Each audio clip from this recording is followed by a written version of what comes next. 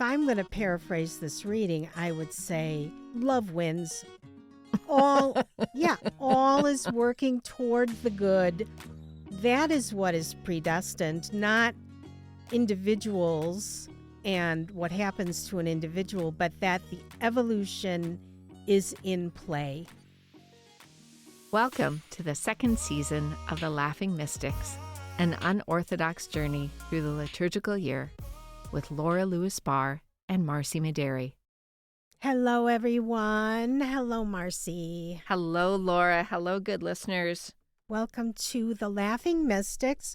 We are at the 17th Sunday in extraordinary time. Absolutely extraordinary. So, and we have a couple of comments that I would love to share. This one is from Michaela, and she's responding to that fear the one who will destroy the soul, and how she hears it is to not be afraid, but you must at least fear something in order to keep your boundaries of what's right and wrong. That makes a lot of sense, and so much discernment. Yeah. And that, healthy boundaries are so important. Yeah. To not let in things that harm us. The other comment is came online from Emery Ann, and also about fear. She writes, I wonder if the one we should fear is actually ourselves.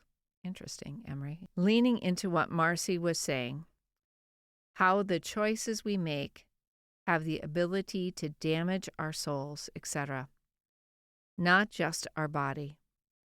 And even if someone does give verbal abuse, it is what we do with it internally that can make all the difference.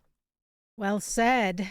Thank you for that comment. Yeah, I like that idea that we have a lot of input or impact in that. And it kind of connects with Michaela's, about those boundaries. It does. Yeah, the choices we can make every moment. Yeah. So I love it that people are engaging with these episodes, and we encourage you to keep going. You're always invited, and always invited to write to us at laughing.mystics@gmail.com, and you can even send a video. We would love to see and hear you. That would be really cool. Well, my question, and this is a big one. This is a really, really big one for all of us. What do I want? If God says, as God will say in this very first reading, what do you want? I find that question really hard. It's huge. It's scary to me when I asked myself, and this question is very vulnerable to me. And I think, as we're going to hear, Solomon gives the perfect answer. Yay, Solomon, good for you. But I may not have the perfect answer. And if any of you have watched the amazing, I think it's 4 seasons of The Marvelous Mrs. Maisel. It's an amazing show about a woman comic. And she talks about how ambition, and she's in the 50s and the 60s, but maybe it still applies. Ambition in a woman is not considered polite, or it's not a good thing. It's not a good attribute. And I have a lot of ambition, and that's where my wants tend to be. And I can tell you, God, but do I have to say it on the podcast? I don't know that I wanna, but I do sense maybe we have to admit our wants, at least to ourselves. And for some of us, that's hard. Well, yes, it is. And the thing, though, about not admitting our wants or our needs is that we will go for them indirectly. Yeah. Like one way or the other, we're going to try to fulfill those. So I don't know. I think it's better to be honest. Always is better to be honest with ourselves first and then others. And yeah, I'd like to play a big game, whatever art I'm doing. I'd like it to reach a bigger audience, a big audience. And that's always my hunger that I watch in myself. This is a really difficult question for me. I'm just not sure. I'm not sure. What do I want? I want world peace. Of course. Of course, don't we all? Inner peace. Yes. I'm going to, this is the first time I've really considered this question. Wow. Because I'm not sure. I just don't think I ask myself this question very much, if at all. Yeah, it's a big one. We invite you all to ask yourself this question. What does your heart of hearts want? And I have to believe our wants are put there. We were made with these wants. They're not bad. No. In fact, in looking at discernment, that's a great question to start with. What is it that God has put in my heart? What do I have the desire for?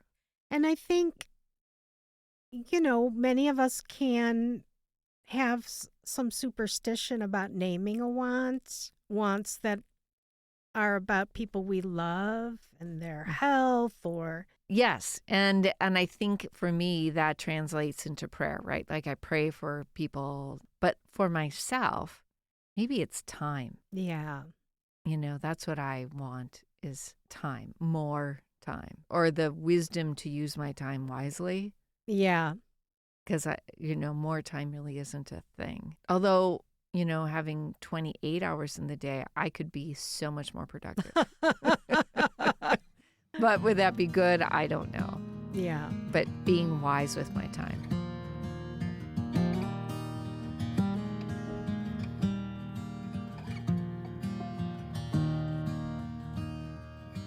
Our first reading is from Kings. The Lord appeared to Solomon in a dream. At night, God said, "Ask something of me, and I will give it to you." Solomon answered, "O Lord my God, you have made me your servant, king to succeed my father David, but I am a mere youth, not knowing at all how to act. I serve you in the midst of the people whom you have chosen, a people so vast that it cannot be numbered or counted. Give your servant, therefore, an understanding heart to judge your people and to distinguish right from wrong. For who is able to govern this vast people of yours?" The Lord was pleased that Solomon made this request. So God said to him, "Because you have asked for this, not for a long life for yourself, nor for riches, nor for the life of your enemies, but for understanding, so that you may know what is right, I do as you requested. I give you a heart so wise and understanding that there has never been anyone like you up to now, and after you there will come no one to equal you." Wow, this feels so fairy tale. I know you're the fairy tale person, Laura, here, but just even listening to you read it, I'm like, oh, right, this feels like the end of a fairy tale. And you don't usually say that about these readings. No, but that idea, someone asking for their heart's desire and it being granted, and that no one will be like you from now on, Happily ever after. happily ever after the end. Yeah. Except it wasn't exactly happily ever after for Solomon, but that's okay. Well, as I dug into this reading, I asked myself, how does one become wise? And from my point of view, the only way I ever become wise, and I think this is pretty true, is by making mistakes and suffering. There's no wisdom that just like Matrix like gets put into my veins and I just get it. And so Solomon is in for it. It's a fairy tale. I agree. It sounds so lovely. Mm-hmm. But I think the reality, I'll just say one more thing. Right before I got the bells, I had made a prayer about an hour before I got it that I would learn what I needed to know. I had made this prayer in a cemetery. Ouch. Ouch. Careful. And yeah, Wow. be careful what you ask for Mm-hmm. sure. That's part of this. And that for the understanding to know what is right. That's what he really asked for, the understanding to know what is right. But in order to do that, as you said, Laura, you have to make some wrong choices to know what's right. It's part of the reason why if I have any wisdom, I always tell that to students of mine. It's because I've made so many mistakes. I get that. I like it that this starts in a dream and at night, not a daydream, but a dream at night where there's darkness and that deep unconscious place. As you've said before, Laura, in our dreams, our egos can take a rest. And so that non-ego place, deep in that secret place, we just talked about that not long ago. God speaking to us in the darkness.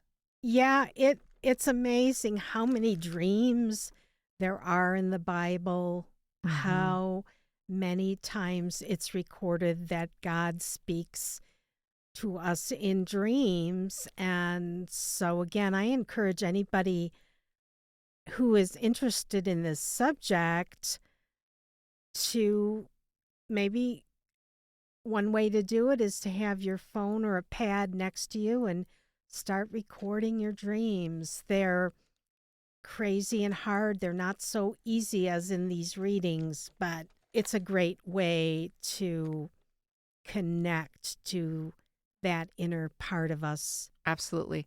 And there are a lot of books and resources. Once you do the hard work of writing your dream down, there's lots of resources to help that with a deeper understanding of that. Yeah. I took this also as in our own psyches, there is a king figure or a queen figure that represents sort of the ruling attitude of our psyche, what rules us, what runs the show. And so this is the ideal king. And the ideal king that I want to have inside of me, the seeker of wisdom. Yes, it's a wonderful archetype of the wise king. And Solomon built something so big that after his death, Israel split into two, the northern and the southern regions, which made it actually, weaker in some ways. And both were conquered, first the northern and then 300 years later or so, the south. So he was a victim, or Israel was a victim of Solomon's kind of success. Yes. He was an actual historical figure. We know that, right? Yes. With a lot of sort of archetypal symbols around him, as we're saying, as the wisest of anyone. But was he, right? But was he? That he created something that could not be sustained. Like he didn't pay enough attention to his succession plan, in my humble but correct opinion. Because even after his death, some of the brothers were fighting and the mothers were jockeying, which one would be the ruler. No, that's a good point. Like we can be very wise in certain parts of our lives and blind in other parts. And that shadow piece, if he wasn't attending to this growing calamity and ignored it, yeah, that would be a shadowy part of him. So the other piece that I found interesting in here is his indirect comment about the covenant or bringing up the covenant. And I didn't see it until I read a commentary. And I'm like, oh, it's right here. Because Solomon says, I serve you in the midst of the people you have chosen, a people so vast that it cannot be numbered or counted, which is a direct link to Abraham's covenant. So Solomon is putting himself in that place, in that lineage of the covenant, and that this is another opening or fulfillment of that covenant. Yeah, that's a great point. And if I take it internally, I think about my life and all the different seasons and episodes of my life and the covenant I have with God or higher self. And that remains, even though there are seasons of bad kings or unconsciousness. So it tracks for me as this can be a story of our own internal journey. Okay. Speaking of internal journeys, then what do you do with no one is equal to you, that last line? How does that work with Okay, so God says to Solomon, you are going to be the wisest of the wise. Because you have asked me for wisdom, I'm going to make you or help you make yourself into the wisest of the wise. No one will ever be as wise as you. I mean, I just take that as our prayers get answered, well, it's not always answered, whatever we ask for. No, unfortunately not. Or fortunately, I mean, we don't know what's good for ourselves, but I'm not sure how to answer that particular line specifically. Do you have an idea? Well, no, I really was just a little crunchy. That last line, there will come no one equal to you. No one will ever be as wise as no one will this ever, man. right. Right. And I'm not sure that, so then do I just throw in the hat? Because I can't be as wise as Solomon. No one's going to be equal to Solomon, whatever. Well, that is the fairy tale part of it, right? Mm-hmm. That you asked well and you're going to be the greatest. And I think for the people writing these books in the Old Testament, they are elevating the figure of Solomon as the archetype. I think that's how I see it. And internally it would be, wow, this season of my life, I was really wise. The next king that comes along in my life, man, this season I'm not so wise. I don't know. I'm riffing. Or maybe as a general, not necessarily just internal, but like that no one is equal to any of us. Let me say that in another way. Like each one of us is uniquely wonderful and there is no equal. I like that a lot. I don't think that's the energy of the reading, but I think you're right. That's definitely a homiletic moment. But that, like Laura, will be and never will be no equal to you. And to you listeners, each one of you, there will never be an equal to you. Yeah, that's a beautiful framing of this for the internal part of this. Cool. And we each, to continue this, we each have our own wisdom that is hard won that we can offer the world. And I think as I'm doing some writing these days and looking at journeys, I've been reading a book by Carl Rogers. Carl Rogers was one of the very influential psychologists in the 1950s and 60s. And he was the one who developed this non-directed therapy that was about just the deepest form of listening that helped people find their own answer.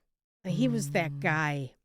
There's a lot to say about him, but I learned that he grew up with no friends and alienated from his family and only started feeling connected to people in college. But he was uniquely gifted toward relationship listening, tracking people's inner life. It's a fairy tale. Here's this guy who didn't get what he needed, compensated in a huge way, and changed the world. And all of us have this story. We all have, I think, a lot of times the deprivation that leads to the gift or the wound that leads to the gift. And maybe that's another way to see this fairy tale of, hey, God, I don't know anything. Okay, you're going to be the wisest of them all. I love that story. It's profound, and I think all of us have that story. I think all of us could write a memoir if we had the time. Yeah. And there's something about this scripture that just feels good. Like when I come to God with a pure intention and an open heart, that God hears that. Yeah, right. And we don't get to hear, it's very archetypal or fairy tale like, in that we don't see Solomon's struggles. Mm-hmm. At least not in this reading, we don't. And I forget, I get lost in the weeds of my own struggles, and I forget that the answer comes. It always comes. Solomon must have been a type 1 on the Enneagram. Why? What's a type 1? I forget. It's the perfectionist, and they have a good, incredible moral compass of what's right and wrong. Oh, and what's the shadow of a 1? Judgment.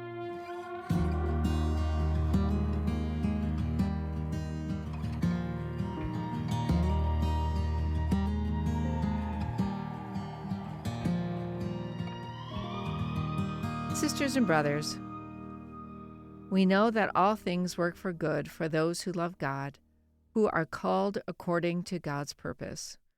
For those he foreknew, he also predestined to be conformed to the image of his Son, so that he might be the firstborn among many brothers and sisters. And those he predestined, he also called, and those he called, he also justified. And those he justified, he also glorified. That was really one long sentence. Lots of commas. What do you think? I think this really needs to be unpacked because particularly the word predestined. Yeah, I knew that was going to be something you don't like. What I read is that another way to think of predestined is not decided ahead of time, but orderliness in God's order. Because that idea of being piece on the Monopoly board is not appealing to me. No. I went and looked it up too because I thought, all right, predestination. Neither one of us like that idea. And I looked up the words that scholars are arguing about, and none of it really helped me. What helped me, though, is this idea that, if I'm going to paraphrase this reading, I would say love wins. All is working toward the good. That is what is predestined, not individuals and what happens to an individual, but that the evolution is in play. I wish he had said something more like that, but there was no way around the evolution. It is predestined on that level. Say more about that evolution is predestined. Well, it's like Teilhard and Ilia Delio talk about that we are moving toward this point of love, and that movement is happening. And I don't think either one of them, I don't think Delio thinks, I don't think Teilhard thought that there was any doubt about that. That is like predestination. That is the way things are moving. there's a lot of wreckage on the way. I So, mean, they would say that. There's a lot of brokenness, there's evil, there's a lot of problems on the way, but we're moving toward love. right. So God's meta plan Right. is that movement towards love, not our individual daily choices that I got a parking ticket or didn't get a parking ticket. But I mean, some people go that level of like, it's all God's plan That every single solitary thing that happens. is predestined. I see. Whoa. Right. And that's why it's a word that we need to hold respectfully and loosely. Right. Talking about reframing, that last 3 lines, those who God called and also have responded, and those, because all people are called, those people God called will be justified or transformed, and those who are transformed will be received by the Holy Spirit, glorified. Nice. Yeah, so it's just kind of playing with that because some of those words feel a little Judgy. well said, my friend. Yes. Yeah, and I do want to lean into my favorite line in all of Scripture: all things work for the good. Yes. And I've seen that in my life a lot. And so to thank God in all things and trust in that is a very powerful practice. And that is exactly what you're talking about with the predestination, right? That moving towards love, that all things can work for good. Right. Right. And like I get a choice in that too, whether I just become angry and bitter or allow myself to be transformed. I like what you've said and your correction. All things can work for the good. All things will eventually work for the good, but in my private life. True. Nice distinction Yeah. between those two. It's such a wonderful reading. It's such a comfort to me when I mess up or I'm involved in something painful. That is the tonic for me. It also gives me hope, especially looking at national stuff or global stuff, that to pray and to trust and to say, okay, God, I don't understand this. Help me to, move this towards good. Right, because our view is pretty small. So looking at that first reading, even that they couldn't know what was going to happen. Solomon was a good king, and then bad things happened. And sometimes bad kings, good things happen. It's really a mystery, and we don't know. We just try to do our part as much as we can. And that, gives the right word. It gives credit. It gives importance to my choices. And I appreciate that. Right. And at the same time, we're not God and we can't hold the world. We can't be responsible for the state of the world. And we can't even, I think, ultimately judge. I think only history usually can judge things. When we're in the present moment, we often, there's obvious injustice. We can judge that. A lot of what we're facing right now globally is really scary. And so it's that paradox of hope and concern. Right. God help us. Yeah. God help us, please. Right. So we'll hold on to that paradox.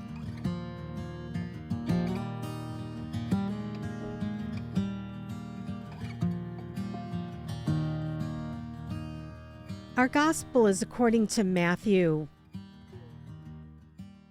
Jesus said to his disciples, "The kingdom of heaven is like a treasure buried in a field, which a person finds and hides again, and out of joy goes and sells all that he has and buys that field." Again, the kingdom of heaven is like a merchant searching for fine pearls, When he finds a pearl of great price, he goes and sells all that he has and buys it. Again, the kingdom of heaven is like a net thrown into the sea, which collects fish of every kind. When it is full, they haul it ashore and sit down to put what is good into buckets. What is bad they throw away. Thus it will be at the end of the age.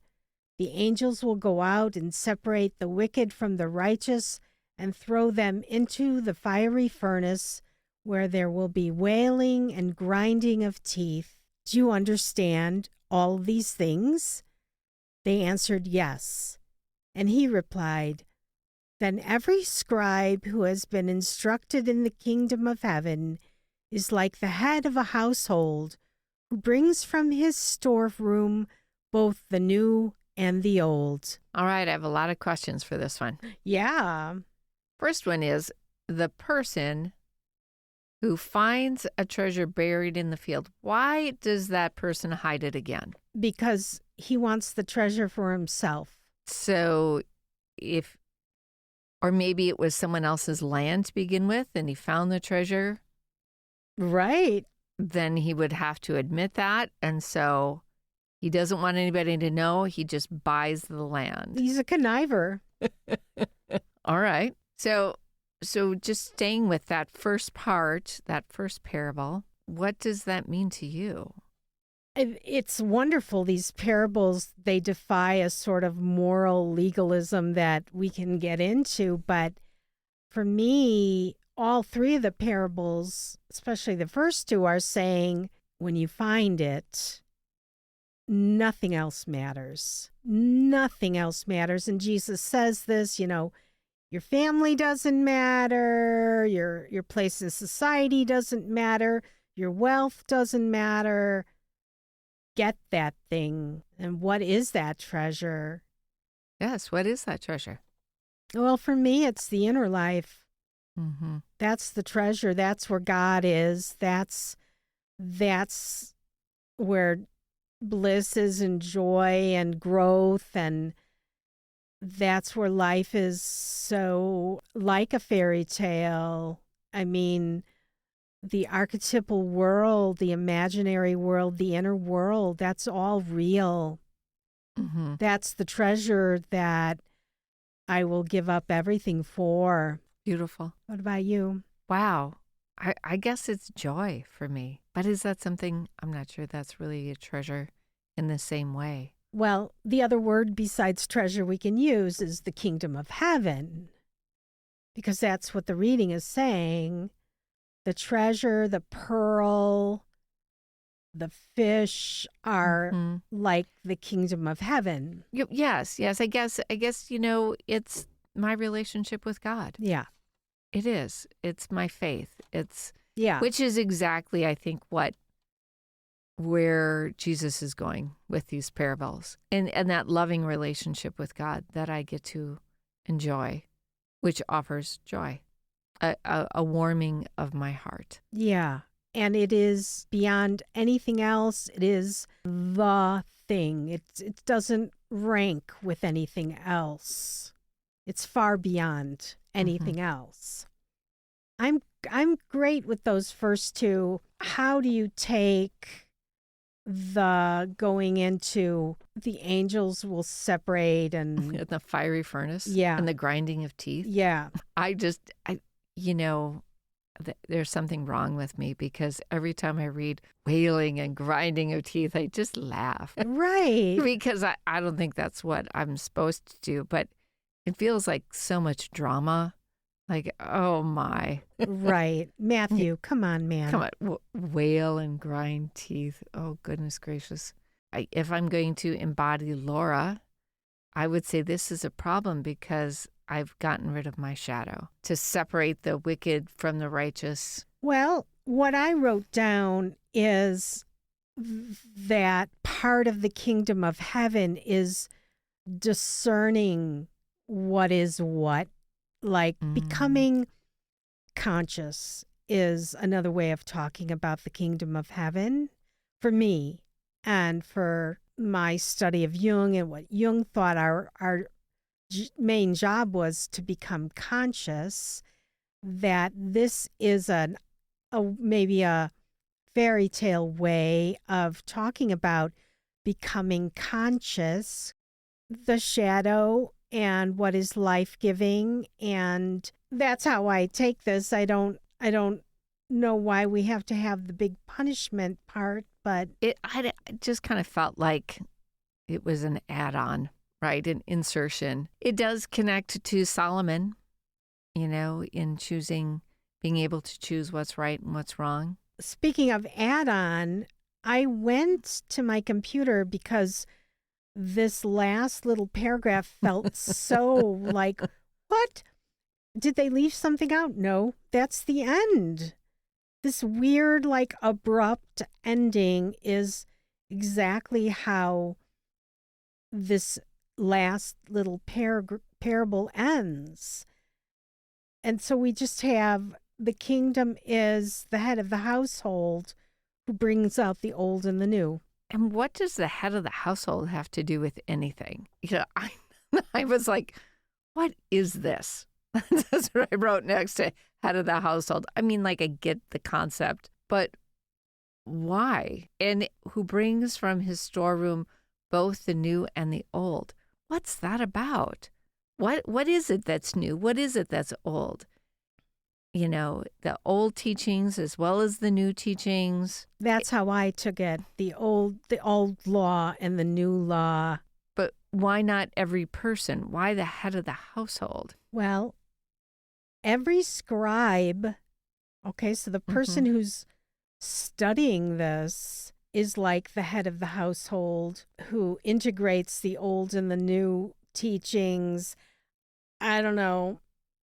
So the head of the household is responsible for bringing the old and the new teachings together, like a scribe who writes it down. What I like about the end, and it is a strange amalgam, this reading, but it is in chronological order. It's not like it's been cherry-picked, but that the earlier paragraph, there's this violence, discernment, and then a violence. And here, there's an integration.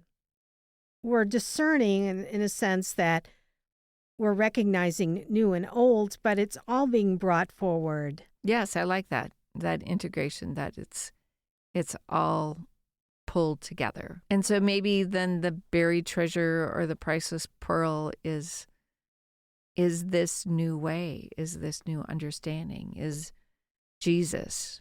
That really we're only called for one thing: love God with our whole self and love our neighbor as ourself.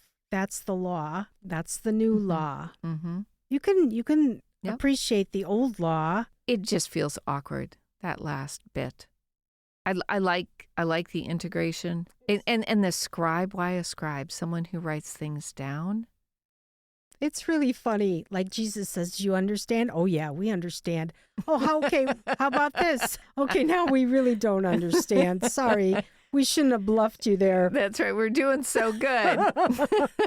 And I was with the disciples with the yes. Yeah, I get it up to that point. So and like, can we ever fully understand? No. So when Jesus says, "Do you understand these things?" Sort of. Yeah. In my own capability at this present moment, maybe. It felt like a test question. One more thing I noticed, that in a lot of these parables, Jesus talks about the end of the age, and we've talked about this, but I wonder if the end of the age is the end of a psychological sort of understanding.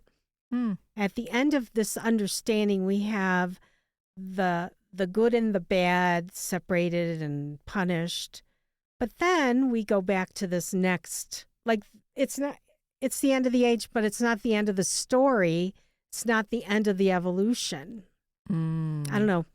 just like the end of a movement. Yeah, And that could be for me as an interior person, I mean, in my interior life, right.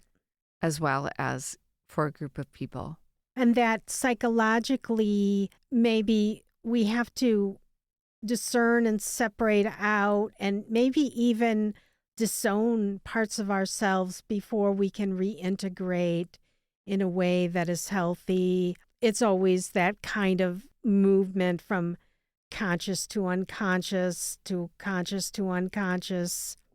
I don't know. Yeah. Well, there's the shedding. I mean, we look at the natural world and, whether it's animals that have fur and shed or the snake that sheds its skin, there are times in our life when we are called to shed, to let go of what doesn't serve us anymore so new can grow. I like that about the fiery furnace. Well, thank you all for being with us as we circled and circled and circled around. I hope you've stayed with us. You didn't get too dizzy. Right.